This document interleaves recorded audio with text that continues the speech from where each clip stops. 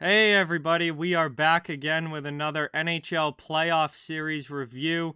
This is a tough one for me, obviously, but it must be done.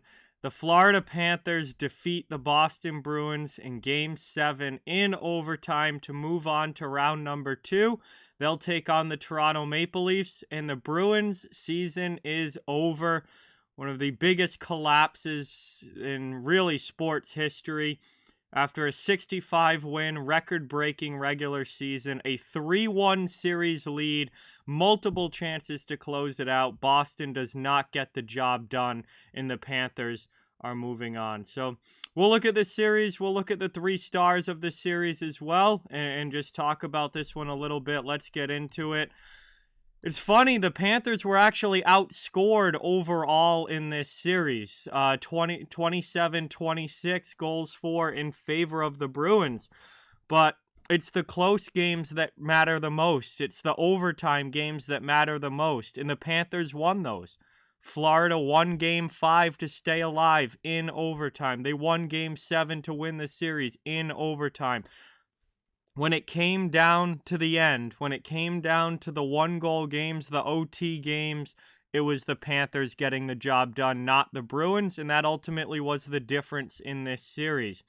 Special teams definitely favored the Bruins here. Boston had 11 power play goals in this series. They went 11 for 27 on the man advantage. It's like 40%. I mean, insane power play numbers for the Bruins. But ultimately, it didn't matter because they ended up losing anyway, and they certainly were not good enough 5-on-5 to win the series, especially in the later games. Florida's power play really struggled. Only 5 for 20 in the series. Obviously, they're looking for more from their power play.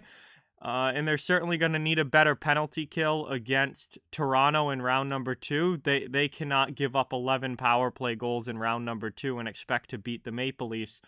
So special teams is something that I think needs to improve for Florida, but it wasn't bad enough in this series for them to lose, and they were able to overcome that with great 5-on-5 play and obviously the overtime wins. But yeah, goaltending-wise, nobody was really great in this series as far as goaltending for either team. We had 4 goaltenders play in this series, 2 for each team. Nobody was overly outstanding. We'll start with the winning team, Florida. Alex Lyon actually started this series for the Panthers. He went 1-2 with a .902 save percentage, 3.26 goals against average, and a minus -0.5 goals saved above expected. After Game 3, Panthers were down 2-1 in the series. They decided to make the switch to Sergei Bobrovsky. And Sergei Bobrovsky lost his first game starting back in the net, but then went 3-0 in Games 5, 6, and 7 with an .891 save percentage, 3.94 goals against average, and negative -0.2 goals saved above expected. Again, Bobrovsky gave up almost 4 goals a game. Like these are not pretty numbers in goal. Less than .900 save percentage, gave up almost 4 goals a game. Doesn't matter. It still was good enough to win. At the end of the day, it was good enough to win. You know, he had some key stops. Brad Marchand on the breakaway, stopped. David Pastrnak on the breakaway, stopped. Like, Boston had chances. And Bobrovsky came up with some huge key saves to keep the Panthers alive, even though the overall numbers aren't great. On the Boston side of things, Linus Ullmark was a starter for 6 of the 7 games.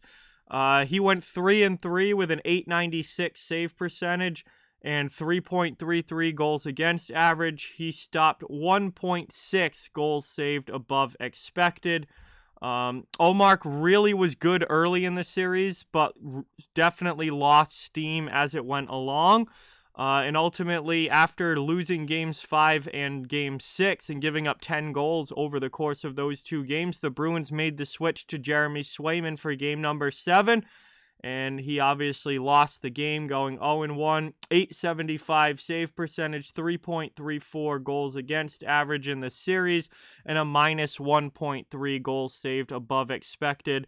Now, I do not think that it is fair to blame Jeremy Swayman for Game 7. I've seen some Bruins fans on social media doing that, they put this kid in a very difficult situation, coming in completely cold.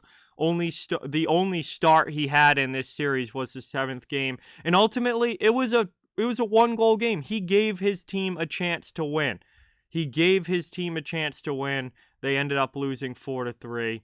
I think it was a really tough spot for Swayman, and he did the best that he could. It just wasn't enough, and there's much more deserving people to blame for this series loss than Jeremy Swayman. And at the end of the day, goaltending was a strong suit for the Bruins in the regular season. It really wasn't in the playoffs. This was an extremely high-scoring series. All of the goaltending statistics for both teams are not pretty. But everyone was giving up over 3 goals a game. And Boston did not get that high elite level goaltending in the playoffs that they did in the regular season. Now for my 3 stars of the series. My 3rd star is defenseman Brandon Montour from Florida. He had an outstanding series offensively. In a series where Aaron Ekblad had 0 points, Montour really took over as Florida's top defenseman. He finished with 5 goals, 3 assists, 8 points, a -1 rating, and 22 shots on goal.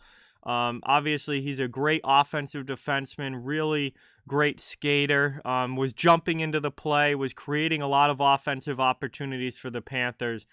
And again, he really became the top D-man for Florida in this series. My 2nd star of the series is forward Carter Verhaeghe. 2 goals, 6 assists, 8 points, a +4 rating. Both of his goals were game winners, including the winner in game number 7, where he was able to shoot the puck up and over the shoulder of Jeremy Swayman to end it in overtime. He had some huge assists as well. He assisted on Matthew Tkachuk's game-winning goal in Game 5. He assisted on another big goal earlier in Game 5. So Verhaeghe scored some massive points for Florida. Anytime you have 2 goals in a series and both of them are game winners, it's a pretty important production there for Verhaeghe. He was outstanding, played great, and very deserving. But my number 1 star of the series, definitely Matthew Tkachuk. Tied for the team lead in goals, led the team with 11 points. Tkachuk put the team on his back and really almost willed them to victory as this series went along. Ultimately, 5 goals, 6 assists, 11 points, +5 rating, 1 game-winning goal, which was the overtime winner in game number 5. And Tkachuk was so involved physically, so involved offensively, just did everything he needed to do as a leader of this team. And I really think he was the emotional leader in this series for Florida. I think, he really acted like a captain in this series and played like a captain in this series. And as it went along, it seemed like he just outrightly willed this team to victory, and a lot of other guys jumped on the Tkachuk train and went with him, and that's how Florida ended up on top. So obviously a brutal loss here for the Boston Bruins in this series, but Florida deserves a lot of credit. Down the stretch, as this series went along, they just flat out wanted it more than the Bruins. They were playing with a sense of urgency, with an energy level that just showed how badly they wanted to win this series. And Boston couldn't match it. Boston didn't match it. The Bruins looked completely out of sorts a lot, especially games 5, 6, and 7. They had some absolutely brutal turnovers, and it's just a team that looked completely rattled in Boston in those final games. And ultimately, the Panthers were the better team when it mattered the most. As the series got deep, as games got into overtime, the Panthers were the better team when it mattered the most, and they're very deserving of this win. And the Bruins certainly were not deserving of winning this series the way that they played in Game 5, especially with a chance to close it out. They basically gave that game away with the horrific turnovers. Game 7, they had a lead. They had a lead in the third period with just a minute or so to go, and they give it away. I mean, Boston got beat. Florida deserved to win this, and they did. And Boston's got some real tough decisions to make now in the offseason because this truly was an all-in year for them, and they failed. They just ended up failing. And Florida moves on now to round number 2, and deservingly so. You know, they wanted it more. They played better when it mattered the most, in the games late in the series when it mattered the most, and they deserve to move on.